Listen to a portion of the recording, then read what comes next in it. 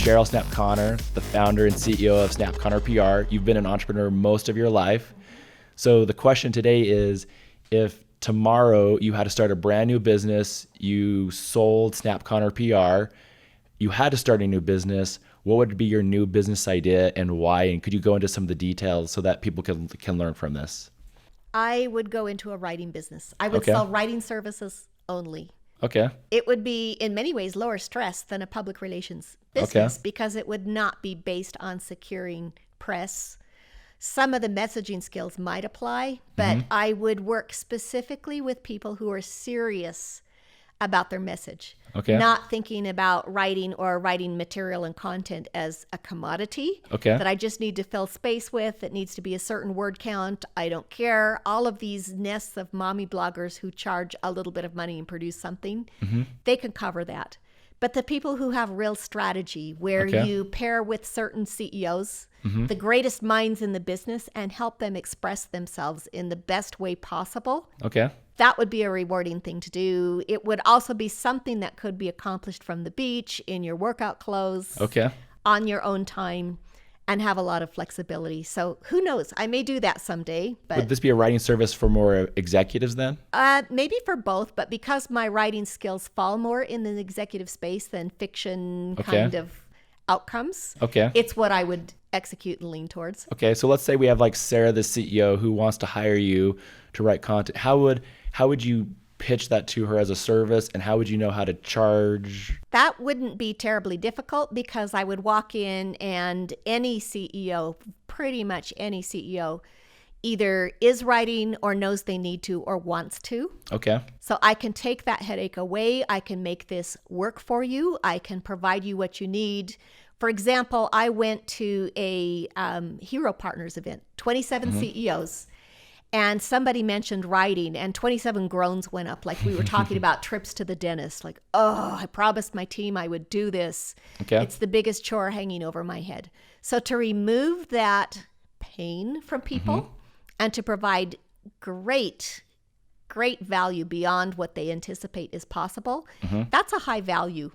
And even just showing some of the business outcomes of great, really meaningful content, it's worth a lot. Now, how would you charge for something like that? Would you say, would it be word count? Would it be a contract, like so many articles a month? You know, it would depend on the situation, but I would absolutely get away from word count. That's just a better piece of writing is shorter and tighter, not longer.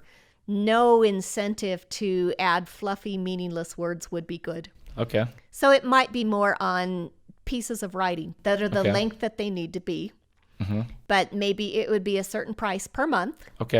And execute 3 pieces or 4 pieces or whatever it needs to be would be the right thing to do. Like would $250 an article maybe be a good like starting ground? Or I'm thinking more like $2,000 to $5,000. I don't know what level you're at. That's the level of situation that we're answering. Okay. I know that there are going rates at numerous levels. Okay. But the level that my team is working at and that I'm working at. I assume that this will have a lot more data than, hey, I just wrote a Medium post about my trip to Florida. Absolutely. Absolutely. It would be something that changes that company's world. Okay, got it. So, for example, the longest running CEO in Silicon Valley, Ray Zinn, 37 years. I'm pretty sure he does his own writing.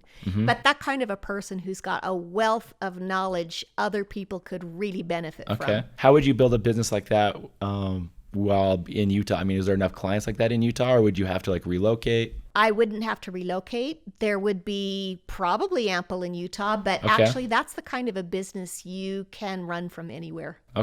Over Zoom meetings, phone, whatever makes sense. You could support clients from pretty much anywhere in the world. If someone were to try to do this type of business, what else would they need to know before they got started? Well, they'd really need to brush up on their skills, probably work with a separate person to be the proofreader. Nobody is so great that they don't benefit from an editor themselves.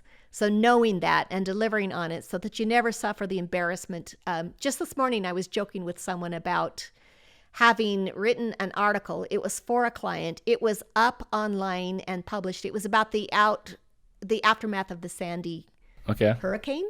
And talked about martial law, and I spelled it like fire marshal. Oh, wow. Marshall. Oops. Okay. Somebody caught that, and luckily through the back end, we were able to fix it. But that's embarrassing, and it's even worse if it was somebody else's Okay. article that I worked on with them. Got it. So to summarize, you would start a high-end writing service, probably targeting mostly executive levels where you could charge, thousands of dollars per article, a lot of research. And I think it sounds like the big benefit is you would do this because you could work remotely and from Yes. anywhere in the world. And in any hours that I chose. So for somebody with a lifestyle, if I were training for marathons or spending more time during the day with grandchildren, it would allow for all of those things. Awesome. That'd be a lot of fun. It would. And then they could go with you too. You've got me tempted. Who knows?